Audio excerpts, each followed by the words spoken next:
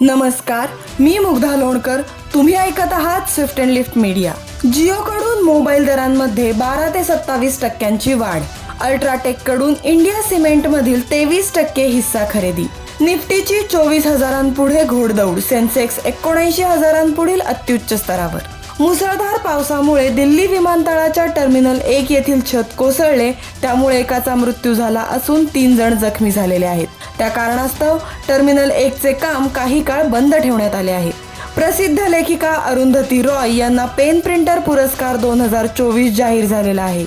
लोकसभा अध्यक्षपदाची सूत्रे हाती घेतल्यानंतर ओम बिर्लांनी मांडलेल्या आणीबाणीच्या निषेधाच्या प्रस्तावावर लोकसभेतील विरोधी पक्षनेते राहुल गांधी व इंडियातील घटक पक्षांनी बिर्लांची गुरुवारी भेट घेऊन तीव्र नाराजी व्यक्त केल्याची बातमी आहे. 27 जून रोजी राज्यात पावसाने सरासरी गाठली असून गुरुवार अखेर सरासरीच्या 52% पेरण्या झाल्याचे वृत्त आहे. T20 वर्ल्ड कपमध्ये भारताने इंग्लंडला हरवून फायनलमध्ये प्रवेश केलेला आहे. आता फायनलमध्ये भारतीय संघ दक्षिण आफ्रिकेच्या संघाशी भिडेल. अशाच नवनवीन बातम्या जाणून घेण्यासाठी सबस्क्राईब करा, लाईक करा, शेअर करा स्विफ्ट अँड लिफ्ट मीडिया.